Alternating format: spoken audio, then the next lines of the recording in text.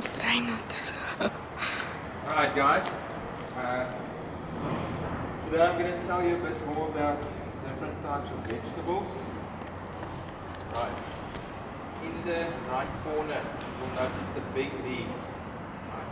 Any of you know what kind of vegetable that is? Yes? Pumpkin, that's correct. You will see that the flowers will start off with a little bulb. The bulb will then change into a flower, and the flower will then give off pollen. Insects will come and they will kind of do the pollination, and then after pollination, what's going to happen to the flower? They turn into fruit. Right. Then on this side, we've got, what kind of plant would this be? Do you have an idea?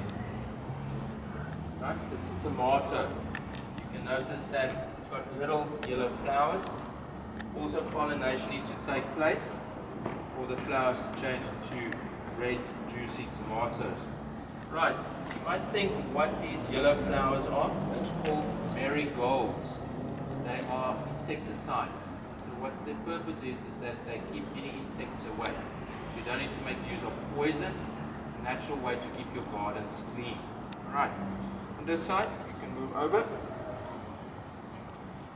Gareth, you can come stand this side here. Right.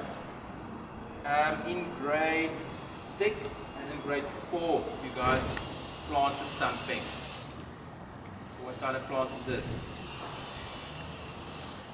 Zoe, I can see. Beans. Alright. This is your normal lazy housewife beans. You can see that you need to use some kind of support for it to grow straight upwards. It's a kind of creeper plant, so it will work best if you can give it any support or structure to grow onto. Right, we've got here these small little yellow flowers. You can see it's totally different in size comparing to the pumpkins. What kind of vegetable do you think this would be? The structure is the same, flowers are just a bit smaller. Green in color, round.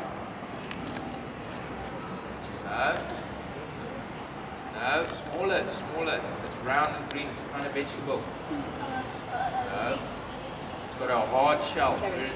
No. Normally you cut it in half after you boiled it and you eat the insides.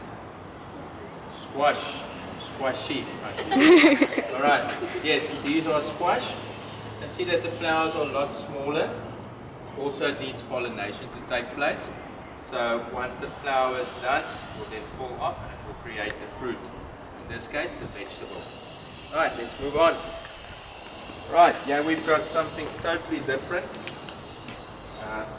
We just open up a bit. 2 people here, and someone can come stand here if you want to. Right, if you look at this, first of all, do you think we eat the top or the bottom? The top. Right, why would you think so? Sneak. Why? Do you see any fruits? No. Any vegetables? No, but like, that you can pick, right? So then most of your nutrition will go into the leaves. You can see it's very green, it's very healthy. Any idea what kind of vegetable this is? No. Cabbage? No. Onions? Onions you get from underneath the ground. This is from the top. There's a cartoon of this guy. Spinach. Spinach. Who's the cartoon character I was talking about? Popeye. Right. Okay, so there we go. Then on this side, once again we've got pumpkins and the marigolds. For the marigolds to produce or for them to reproduce, you will see that the flower dries out. Okay? And what happens is once the flower drops to the ground, it will burst open.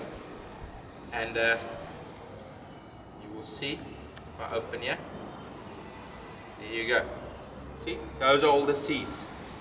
So it's very easy to plant these marigolds. If you've got one, after all the flowers died, you can have more than 100, maybe even more. Okay, so it's a very economical way to make use of insecticides by having marigolds, and they do seed dispersal. So they produce or kind of help the battery